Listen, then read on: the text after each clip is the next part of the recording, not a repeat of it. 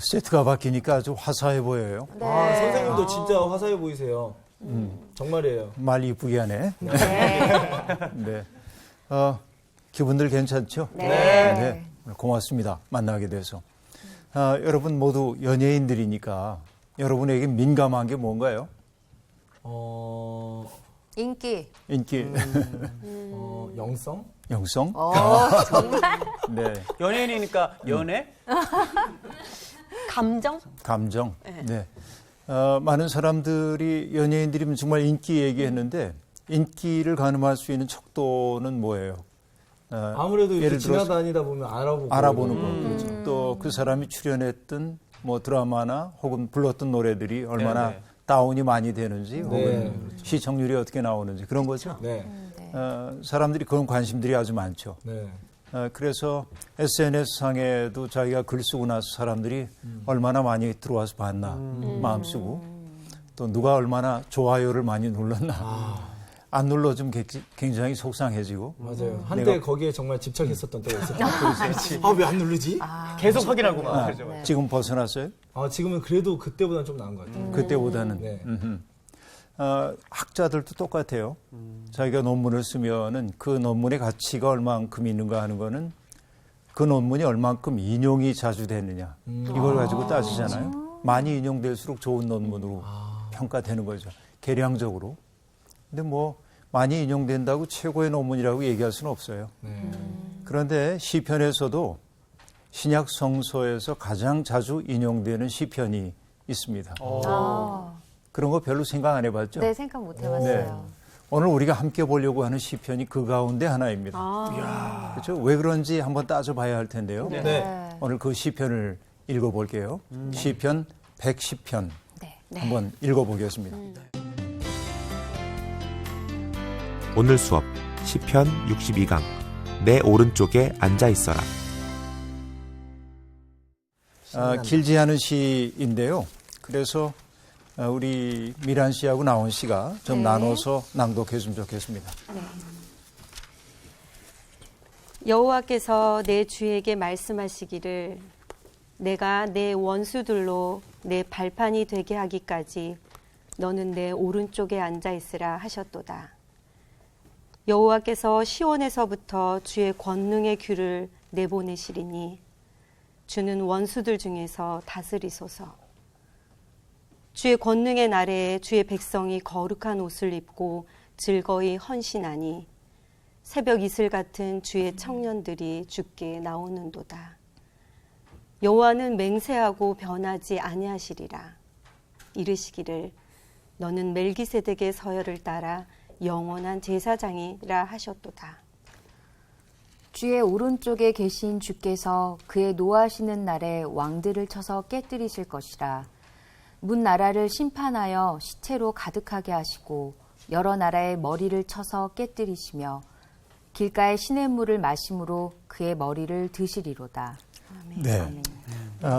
잘 낭독해줘서 고맙습니다. 이 시를 보니까 몇 번 반복되는 단어가 있음을 우리들이 알 수 있는데요. 네. 내 오른쪽, 네. 4절에 보면 5절에도 주의 오른쪽 네. 이런 표현이 나오죠. 네. 오른쪽. 오른쪽. 자, 그런데 이 오른쪽이라고 하는 것은 상당히 재미있는 표현이죠. 오른쪽, 이것은 옳다라고 하는 말에서 나왔겠죠. 그래서 오른쪽. 그르다라고 하는 말은 외다라고 옛날에 그렇게 말했는데 그래서 왼편. 그래서 이 옳고 그름의 척도를 가지고 그 언어 속에 반영되어 있기 때문에 썩 좋은 말이라고는 얘기할 수 없어요. 오른쪽이 언제나 옳은 건 아니고 네. 왼쪽이 언제나 그른 건 아니죠. 네. 그러니까 그런데 어쨌든 대부분의 사람들이 오른손잡이였기 때문에 그래서 오른쪽을 아이들에게도 교육시킬 때 그러죠. 왼손으로 뭐 하면은 너 오른손으로 글씨 써. 맞아. 그렇죠. 요즘은 이제 그 부모들이 지혜로워져 가지고 왼손을 사용하면 놔두고 오른손도 사용할 수 있도록 교육시키는 경우가 있더라고요. 이거 좋은 일이라고 봅니다. 그런데 옛날에 보면은 임금이 아주 귀중하게 여기는 사람들은 자기의 오른쪽에 두거든요. 네. 그 왜 그런지 혹시 생각해 봤습니까?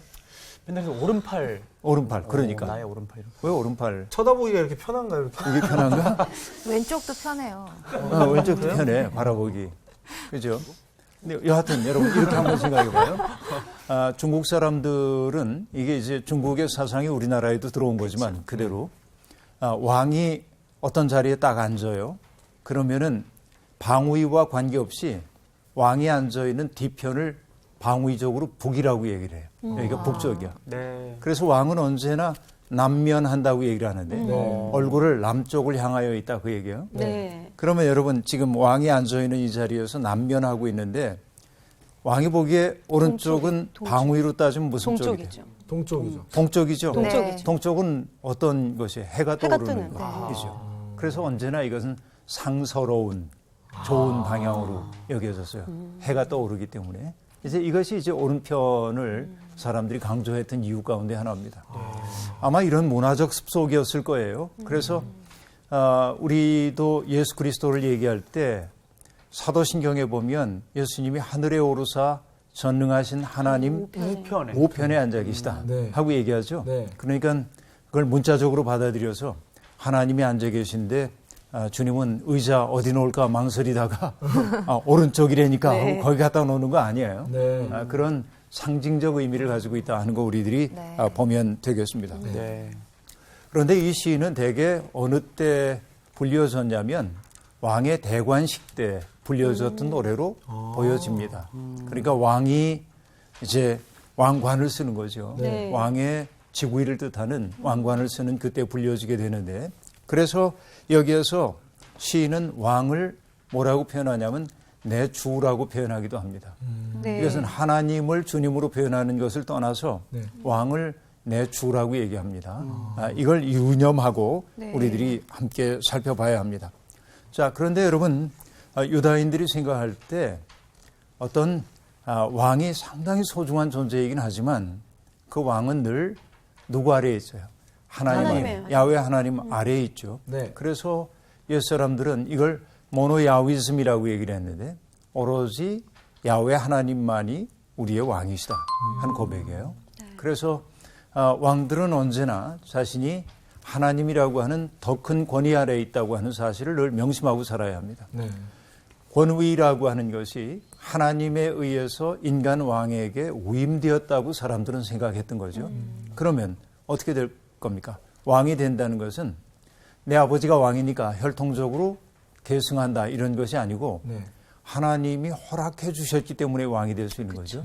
이게 이제 아주 중요한 대목이라고 볼 수 있습니다.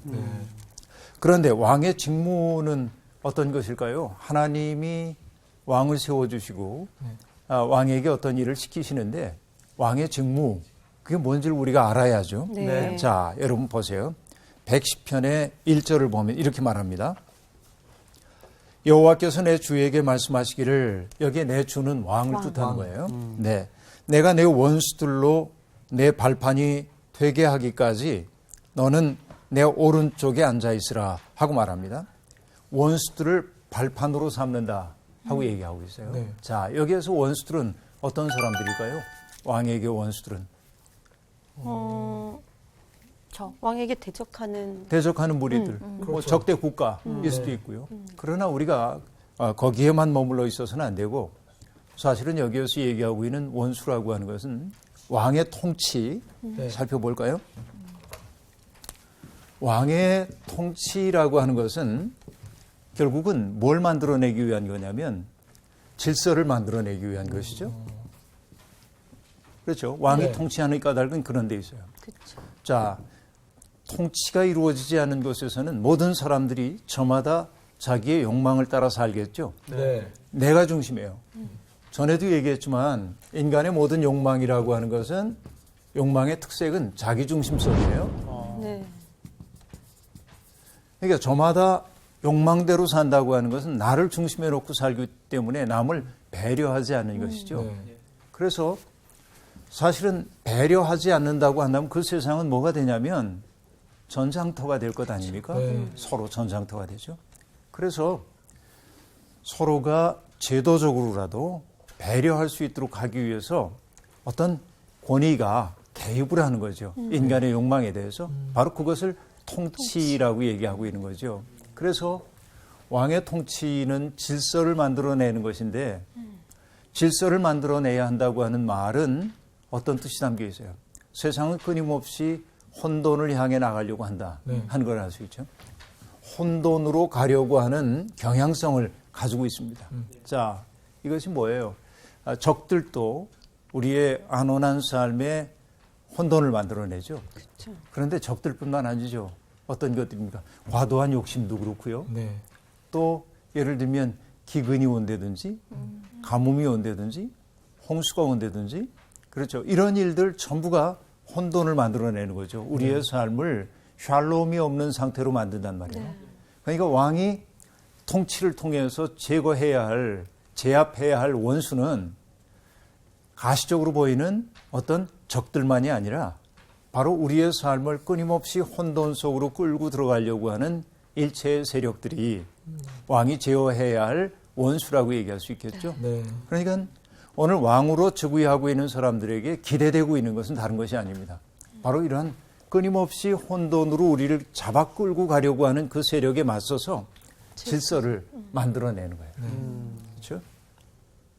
그래서 하나님이 그 왕에게 위임해 준 권한은 바로 혼돈을 질서로 바꾸는 것이죠. 그걸 뭐라고 표현했냐면 내 발 앞에 이렇게 내 발 앞에 뭐라고 얘기했어요? 발판이 되기까지. 내 원수들로 내 발판이 발판이 되게 되기까지. 하기까지 그렇게 말합니다. 네. 그렇죠? 혼돈이 극복된 상태를 말하고 있음을 우리들이 알 수 있습니다. 네. 그렇죠? 그래서 결국 뭐냐면 여러분 이렇게 밟아야 돼. 여러분 혹시 성당 가본 적이 있습니까? 네. 그렇죠.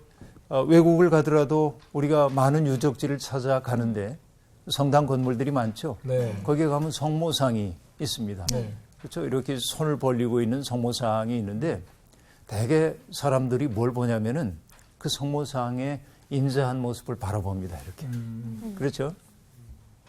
뭘 안 보냐면 그 발을 잘 안 봐. 그래요. 발 본 적 있어요? 밟은 적 없네요, 진짜. 그죠? 별로 본 적이 없죠, 발을. 네, 네. 그러니까 그 마리아 성모님의 발이 얼마나 예쁜가를 보라는 얘기가 아니고 네, 네. 그 발은 반드시 뭐를 표현하도록 되어 있냐면 맨발입니다. 그리고 그 발로 밟고 있는 게 있어요. 그래요? 뭘 밟고 있냐면 독사를 밟고 있어요. 그건 그러면은 못 봤네. 그 성당에 있는 성모 마리아 상이 다 그렇게 생겼네요. 대표적인 거예요, 그게. 그러니까 왜 독사를 밟고 있냐면 창세기에 보면은 선악과를 따먹고 하나님의 뜻을 어겼던 사람에게 하나님이 벌을 주시는데 그 독사가 뱀이 내 자손의 발 뒤꿈치를 물 거라고 얘기를 해요. 그렇게 말하죠. 그러니까 그 어머니가 해야 하는 일은 뭐냐면 자식을 보호하기 위해서 뭘 해야 됩니까? 독사를 밟는 거죠. 그것은 유형적인 뱀을 얘기하는 게 아니에요. 네. 그죠? 그러니까 우리가 굉장히 주의해야 될 게 뱀은 나빠. 이렇게 문화적으로 생각하기가 쉽죠. 그렇죠. 뱀의 입장에서는 굉장히 억울합니다. 자기는 그냥 그렇게 만들어졌을 뿐인데, 네. 그렇죠. 그러나 뱀으로 상징되고 있는 그렇죠. 그런 세력이에요. 네. 악입니다. 혼돈의 세력입니다. 근데 그 성모가 그것을 딱 밟고 있는 거예요. 그러니까 악의 현실을 외면하는 게 아니고 악의 현실을 직면하고 응시하고 싸우는 거예요. 이것이 이제 사람들이 성모상에서 구현하고 싶었던 뜻이라고 볼 수 있는 거죠. 그러니까 이 얘기 꼭 아시겠죠? 네. 그렇죠? 1절 얘기가 내 원수들로 내 발판이 되게 하기까지 너는 내 오른쪽에 앉아 있어라 하고 얘기합니다.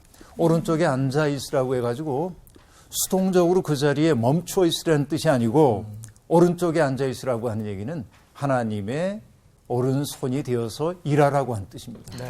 그렇죠. 이것은 수동적으로 가만히 있으라는 얘기 아닙니다. 네. 이것은 뭔가 해야 되는 거예요. 네. 그러니까 우리가 예수 그리스도께서 하늘에 오르사 하나님 우편에 앉아 계시다고 얘기해서 주님은 가만히 쉬고 계시구나 하면 안 됩니다. 네. 그 말의 의미를 우리가 깨달아야 하는 거예요. 네. 그렇죠? 하나님의 통치에서 중요한 역할을 감당하고 있음을 나타내는 은유적 언어인 거예요. 그게. 자, 그런데 여러분 여기 보면 여호와께서 2절에 보니까 시온에서부터 주의 권능의 규를 내보내시리니 그렇게 돼 있죠. 네. 이 규라고 하는 게 뭔지 여러분 잘 모를 텐데요. 제 별명인데. 그렇겠지. 정규. 예. 병규, 정규. 그 막 뭐 규빗 뭐 이런 거랑 관련이 있는 건가요? 없어요. 네. 뭐지? 규라고 하는 거는 지팡이로 보면 돼요. 사실은 척도를 뜻하는 것이기도 합니다. 척도. 지팡이는 많이 그런 알죠. 거, 왕홀 같은 거 이런 거로 네네네. 보면 돼요. 그러니까 여기 권능의 지팡이를 준다고 다른 번역은 네. 그렇게 얘기를 하고 있습니다. 여러분 사실은 이 지팡이라고 하는 게 뭘 뜻할까요? 하나님의 보호하심을 뜻할 때가 아주 많았습니다. 그랬습니다. 우리가 그동안 시편 공부를 해왔는데 23편에 보면은 네. 주의 지팡이와 막대기가 나를 안위하시나이다 안위하시나이다. 하고 말하죠. 네. 지팡이로 나를 지켜주신다, 보호하는 거죠. 모세가 하나님의 부르심을 받고 바로 앞에 섰을 때 뭘 들고 있었어요? 지팡이. 목자의 지팡이를 들고 있었어요. 그런데 그것은 평범한 지팡이였지만 하나님이 그와 함께하자 그 지팡이는 하나님의 현존을 드러내는 도구가 됩니다. 네. 던지니까 뱀이 되고 네. 또 거두니까 지팡이가 되고 네. 그거로 물결을 향하여 내미니까 물이 갈라지고 그렇죠. 네. 지팡이는 하나님의 임재의 상징이기도 합니다. 하나님의 동행의 상징이기도 한 것을 우리들이 알 수 있습니다. 또 하나 지팡이 하면 떠오르는 거 없어요? 아론의 지팡이. 맞아. 역시 아론의 미란누나. 쌍난 지팡이. 그렇죠. 아론의 제사장직에 대해서 사람들이 정말 꼭 저 사람이어야 해? 의혹을 갖게 되자 지팡이를 지파별로 모아오게 하고 그것을 두었더니 싹이 보니까 아론의 지팡이에만 싹이 났다. 근데 여긴 놀라운 상징 아닙니까? 지팡이는 말라버린 나무 아니에요. 네. 바짝 말랐어. 그러니까요. 그러니까. 거기에서 싹이 나왔다. 그렇죠. 이게 이제 놀라운 것이죠. 여러분 그 타르코프스키라고 하는 영화 감독이 있는데요. 네. 여러분들에게 크게 알려져 있는 감독은 아닐 겁니다. 왜냐하면 워낙 난해한 영화를 많이 만들기 때문에 그분의 영화 가운데 희생이라고 하는 영화가 있는데 네. 그 영화는 중세에 있는 어떤 이야기 하나를 모티브로 삼고 있습니다. 그건 뭐냐면 죽은 나무에 누군가가 물을 주는 거예요. 이 버킷에 물을 길어 와가지고 끊임없이 물을 줍니다. 네. 어리석은 짓이죠. 죽었는데. 그렇죠. 그런데 어느 날 그 나무에서 싹이 장엄하게 돋아나는 거예요. 그렇죠? 그것을 가지고 그 이야기를 가지고 이제 영화를 만든 게 희생이라고 하는 영화였는데 그 얘기는 세상 사람들이 보기에 어리석어 보이는 일들이 세상에 희망을 만들어낼 수 있음을 보여줘요. 그게 상당히 흥미로운 영화라고 볼 수 있습니다. 그런데 어쨌든 여러 지팡이 얘기가 나오는데 하나님이 지팡이를 어디에서부터 내려주신다고요? 여기 얘기 나오고 있습니다. 네. 여호와께서 시온에서. 시온으로부터. 자, 시온이라고 하는 거 여러분 예루살렘을 가리키는 다른 말인 것 우리들이 알고 있죠. 네. 물론 구별돼야 돼요. 장소로서의 예루살렘과 시온은 구별되어야 하지만 구별되면서도 같은 거죠. 네. 시온은. 그런데 여러분 여기서 중요한 것은 시온이 뭐냐 하는 것이에요. 여러분 세상에는 많은 장소들이 있습니다. 많은 장소들이 있는데 옛날부터 사람들은 그 어떤 장소의 중요성을 부과합니다. 네. 저 예를 들면 내가 지리산 가까이에 살면 세상에 지리산이 최고 명산이에요. 그렇죠. 계룡산 근처에 살면 계룡산이 최고 명산이고요. 네. 한라산이 명산이고요. 네. 그렇죠. 근데 이걸 민족 단위로 이렇게 생각해 보면 조금 달라집니다. 우리나라의 최고의 명산 그러면 뭐예요? 옛날 신화 속에는 백두산. 시다는 거죠. 네. 밝다. 이게 백두산의 의미 아니에요? 네. 밝은 거예요.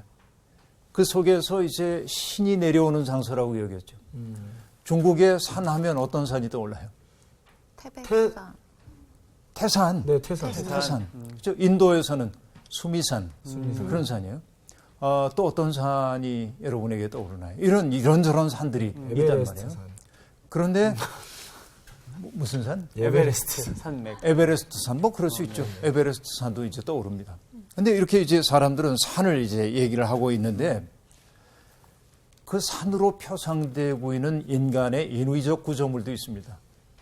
그게 애굽의 피라미드 같은 겁니다. 피라미드는 산의 모양을 그려내고 맞아요. 있잖아요. 네. 그렇죠. 그러니까 피라미드는 인간이 만든 인공산입니다. 우리가 창세기에 보면 바벨탑 이야기가 나오는데 네. 그 바벨탑이라고 하는 것이 바벨론에 있었던 지구라트라고 하는 구조물을 아마 바벨탑의 모형으로 삼았을 거다. 그렇게 보고 있는데 지구라트 역시 마찬가지예요. 네. 평지 말고 평지에다가 높은 구조물을 세워서 하늘에 가까이 가고자 하는 인간의 열망을 담은 거예요. 지구라트도 산입니다. 그러니까 여기 시온산이라고 하는 것도 유대인들이 생각하고 있는 우주의 중심이에요. 네. 그래서 이것을 뭐라고 얘기하냐면 종교학에서는 우주산. 그 우주산엔 뭐가 있냐? 우주에 배꼽이 있다. 그렇게 말해요. 네. 예, 배꼽이라고 하는 거 다 있죠? 네. 혹시 없어요? 저 있어요. 저 있죠. 정규시 때문에 그 배꼽이 없어진 사람이 좀 있다고 들었습니다만. 가끔씩 있어요. 가끔. 예. 네. 나 지금 없어질 뻔했다. 지금. 네. 어느 분의 시, 김승희 선생님인가요? 그 시에 보면은, 그 배꼽에 대한 이야기가 나옵니다. 그러니까, 예수님에게도 배꼽이 있었을까요? 없었을까요? 있었죠. 네. 이게 참 안심이 되는 거지. 그게. 어떻게 보면. 배꼽이라고 하는 게 우리의 태생의 흔적이잖아요. 네. 그렇죠. 모두가 어떤 뭔가에 묶여져 있다고 우리가 나왔다 하는 것이죠. 그런데 이것을 인간을 마이크로코스모스라고 하거든. 작은 우주이거든. 그러니까 인간의 중심에 배꼽이 있는 것처럼 우주에도 배꼽이 있다고 생각했고 그 우주의 배꼽으로서의 그 장소에는 어떤 특색을 가지고 있냐면 신들이 내려오는 장소. 그거를 시온산이라고. 그렇지. 예. 그러니까 항상 이 세상에 혼돈의 세력을 제어하기 위해서 하나님이 권능을 가지고 임하시는 장소. 이런 것이 이제 우주의 배꼽, 우주산이란 말이에요. 그런데 유다인들은 그것을 시온산이라고 네. 얘기를 했단 말이죠. 이게 참 재미있는 대목이죠. 그런데 여러분, 그 유다인들은요, 시온산을 이렇게 표현을 합니다. 이게 흥미로운 대목인데요.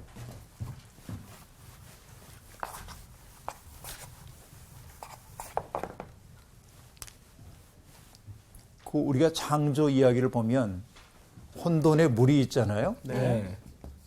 혼돈의 물이 있는데 하나님이 어떻게 하셨냐면은 그 혼돈의 물 속에다가 공창이라는 걸 집어넣어가지고 네.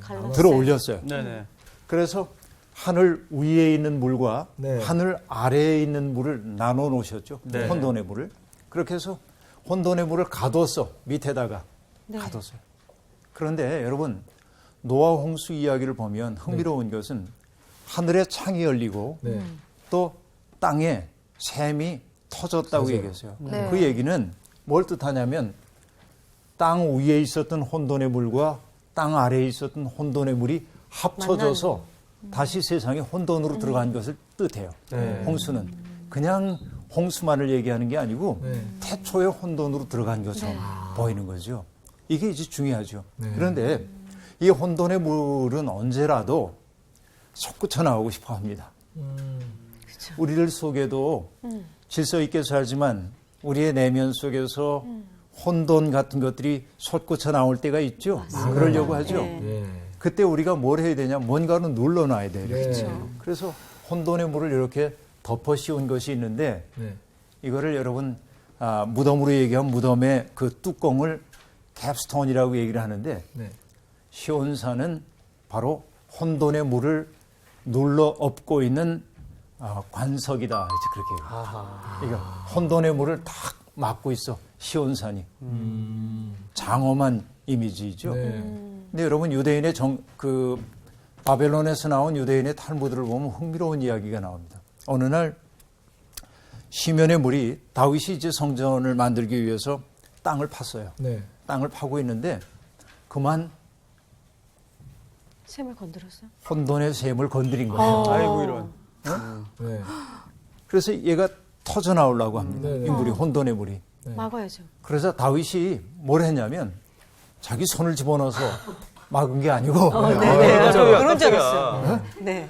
그렇게 해야 될 것 같잖아요. 네. 급하니까. 다윗은 어떤 사람이죠? 시인이고 음악가입니다. 하프도 하고. 다윗이 성전을 찬양하는 노래 16개를 지어서 불렀더니 혼돈의 물이 잠잠하게 되었다.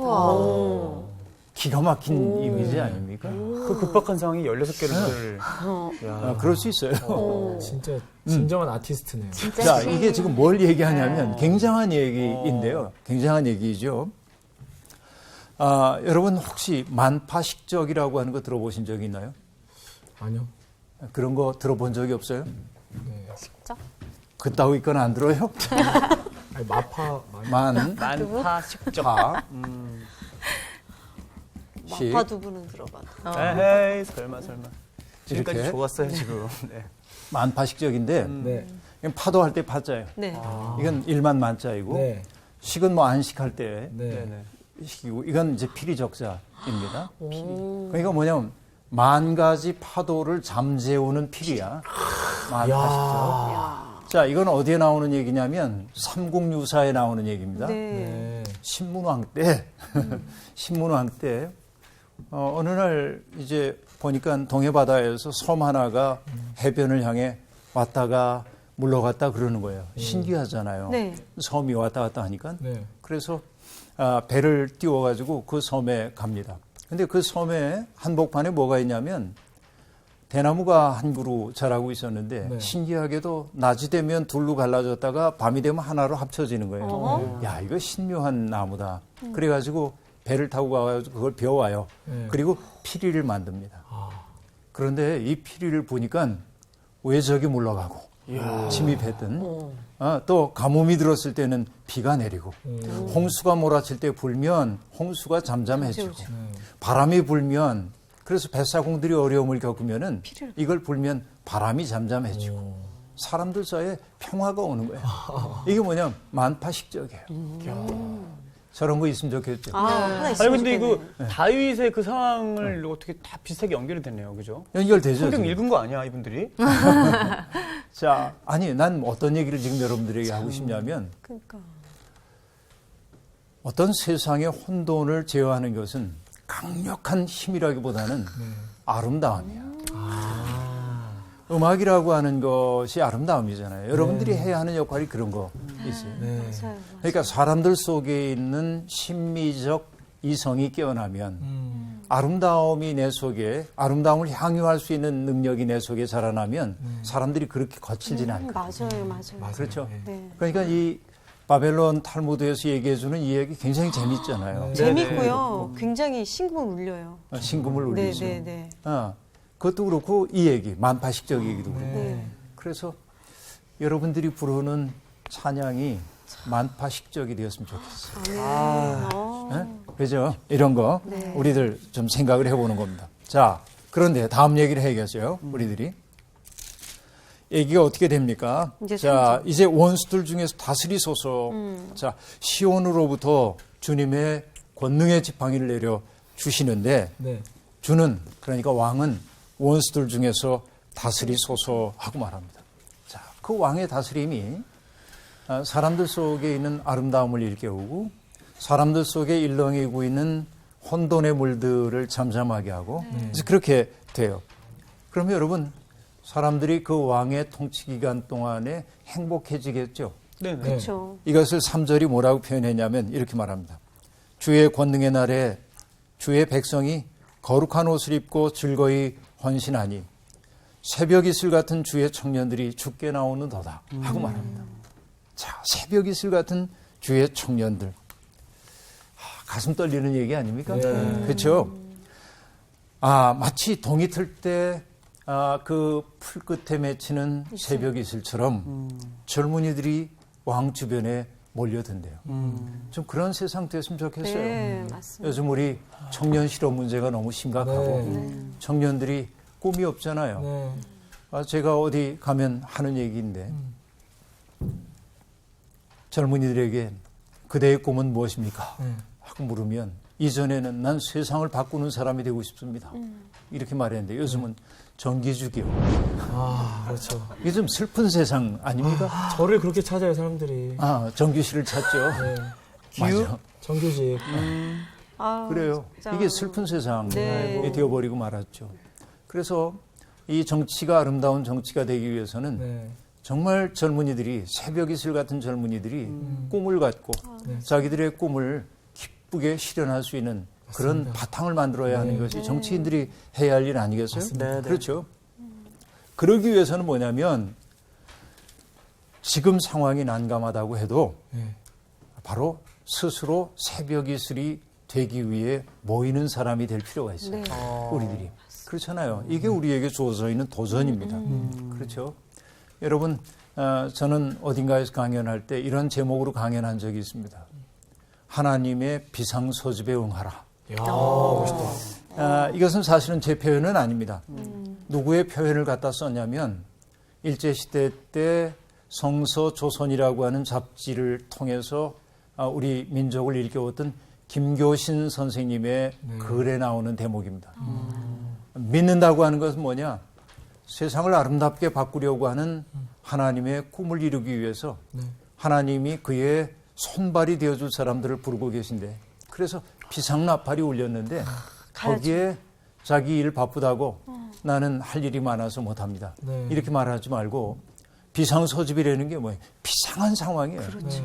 그러니까 모든 건 내려놓고 가야 되죠. 가야죠. 마치 여러분 내가 갑작스러운 사고를 당했다든지 중병에 걸렸다든지 그러면은 할 일 많다고 내가 나중에 갈게요. 그럴 수 없잖아요. 네. 병원으로 달려가야 되죠. 이게 비상소집이지.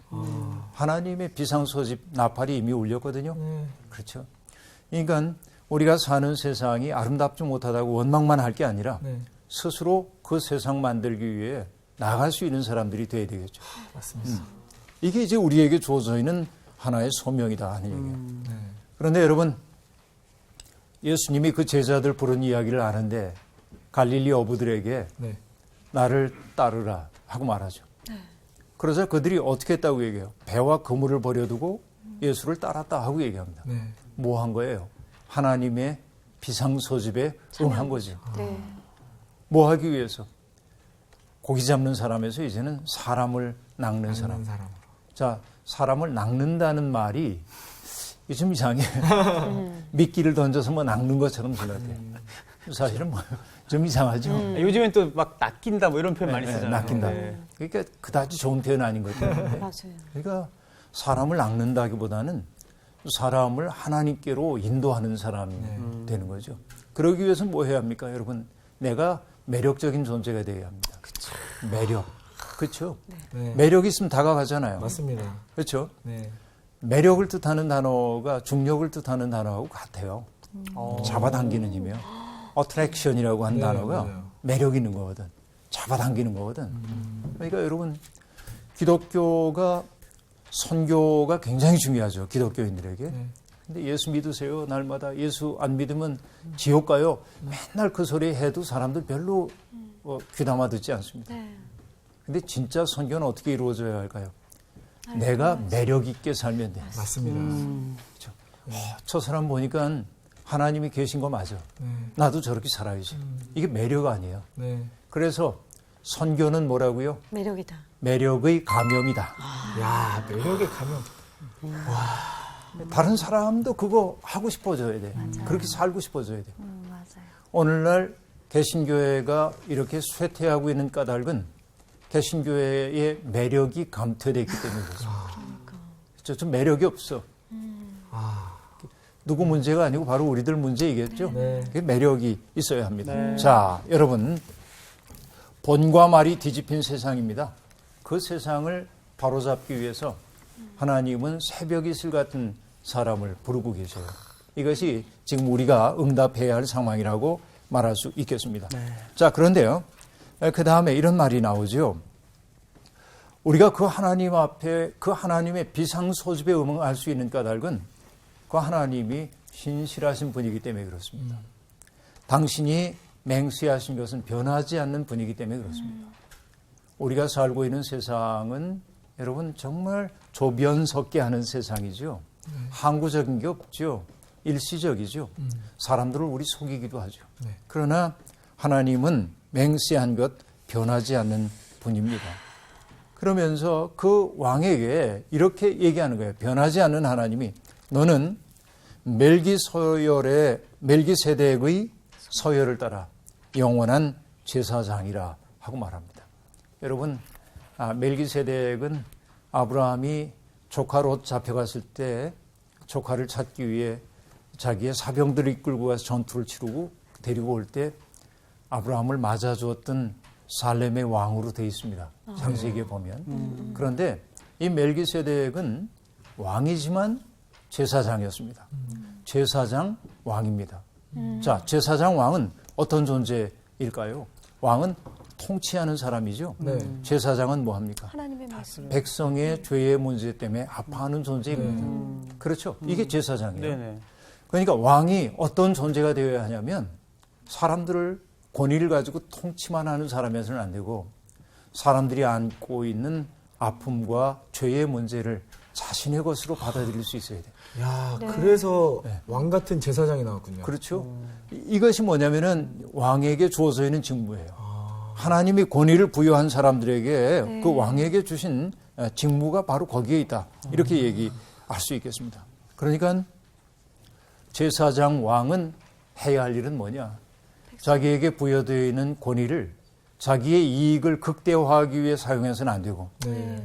자기에게 맡겨져 있는 백성들의 아픔까지도 내면화하고 그 아픔을 풀어주기 위해 애를 써야 합니다. 네. 이것이 우리가 다스리는 이들에게 기대하고 있는 모습이죠. 이것이 멜기세덱을 따라서 그렇죠? 그 서열을 따라 영원한 제사장으로 부름받은 통치자들의 일인 것이죠. 자, 5절은 뭐 보면 주님의 오른쪽에 계신 주께서 노하시는 날에 왕들을 쳐서 깨뜨리실 것이라. 이 왕은 어떤 왕들을 뜻할까요? 하나님의 통치를 거스리고 있는, 네.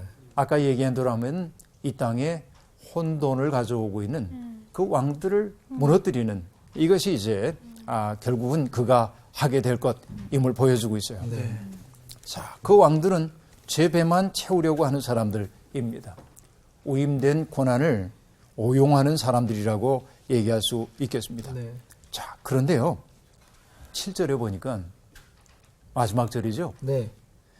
느닷없이 길가에 시냇물을 마심으로 그의 머리를 트시리로다 이렇게 말합니다. 정말 뜬금없죠. 네. 표현이. 목마르다는 말도 없었고. 네. 그렇죠. 그런데 여러분, 아까 제가 어떤 얘기를 했냐면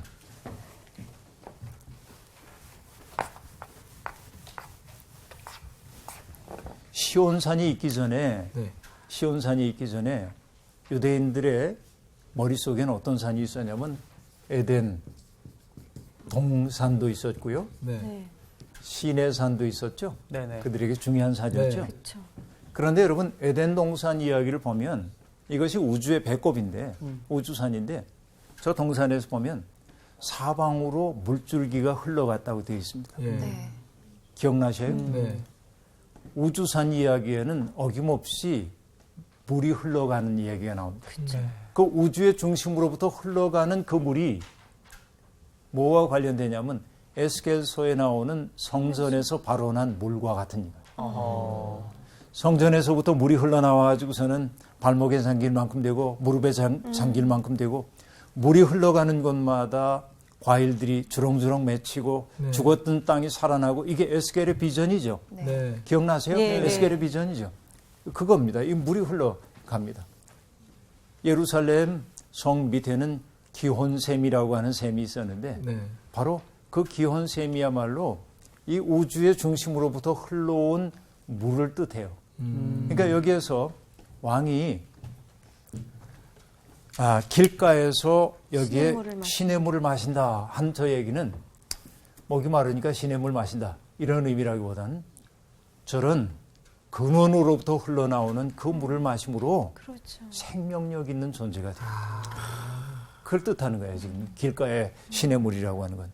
흥미롭죠? 네. 그러니까 그 시냇물을 마셨기 때문에 그 머리를 든다, 뻐긴다는 얘기가 아니고 그렇죠? 하나님과 잇대어져 있는 존재로 우뚝 선 거죠. 좋다, 좋다. 이게 이제 정말로 멋있는 그 것임을 알 수 있어요. 선택받은 왕의 운명이 바로 그러하다 하는 얘기죠. 네. 연결이 기가 막히네요, 진짜. 그렇죠? 네. 네. 이것도 다 시적인 표현이잖아요. 그죠? 그렇죠. 비유. 네. 연결이 기가 막히게 되는 건 성경이 그렇다는 얘기야? 내가 그렇다는 얘기야? 성경이랑 목사님. 근데 성경에 다 연결이 되죠. 아, 다 연결이 되죠? 예. 이렇게 광범위하게 보니까 우리가 종교학적인 그 지식들을 배경으로 보니까 이 시들이 또 잘 보이죠. 네. 그래서 우리가 정말 공부 열심히 해야 네. 성경도 제대로 읽을 수 있습니다. 맞아요. 알 수 있습니다. 네. 그렇죠? 네. 아무쪼록 여러분 이것이 아까 얘기한 대로 메시아 시편이라고 말했는데 네. 신약에서 가장 자주 인용이 되는 시편 가운데 하나라고 얘기를 했었죠. 네. 기억나죠? 그래서 우리들이 정말 이 시를 통해 가져야 될 것은 오늘 이 땅에서 하나님의 권한을 위임받은 사람들이 어떠한 마음으로 그 국민들을 섬겨야 할지 보여주고 있죠. 네. 혼돈은 제어하고 제어한다는 그 얘기는 뭐예요? 혼돈은 제어하되 밑바닥에서 고통받고 있는 사람들은 고개를 들고 살 수 있도록 시원한 시냇물 마실 수 있도록 해주는 거예요. 이것이 오늘 기대되고 있는 통치가 아닌가 생각하는 거죠. 네, 오늘 수업 여기까지 하겠습니다. 고맙습니다. 감사합니다. 저는 진짜 이 말씀 새벽 이슬 같은 주의 청년 이거 특별 새벽 기도회 때 청년들 나오게 하는 말씀으로만 저 알고 있었어요. 정말 에덴 동산에서 흘러나오는 그 물줄기, 그 생명수의 물줄기를 정말 매일매일 마시면서 제가 머리를 들어 정말 제가 눈을 밝히며 볼 수 있는 그런 사람이길 진짜 오늘 그러길 기원합니다. 정말 그 생명수, 그 시냇물 마시고 싶다. 오늘 지금도 마신 거잖아, 우리. 그치. 매일인데? 우리 성서학당의 생명수를 그러니까. 매일 이번 주 퀴즈입니다. 다윗이 자기를 죽이러 십광야 하길라 숲으로 들어온 사울 왕의 막사에 들어가서 가지고 나온 물품은 무엇인가요? 1번 창과 칼, 2번 칼과 활, 3번 창과 물병. 정답을 아시는 분은 CBS 성서학당 홈페이지에 정답을 올려주시거나 우편으로 보내주시면 됩니다. 보내실 곳은 서울특별시 양천구 목동서로 159의 1 CBS 성서학당 담당자 앞입니다. 연락처를 꼭 남겨주세요. 선정되신 분들에게는 대한성서공회에서 성경, 송태근 선생님의 내가 어디 있느냐, 하나님이 꿈꾸는 교회, 김기석 선생님의 일상순례자, 신우인 선생님의 땅과 하늘의 갈림길에서 가운데 하나를 드립니다.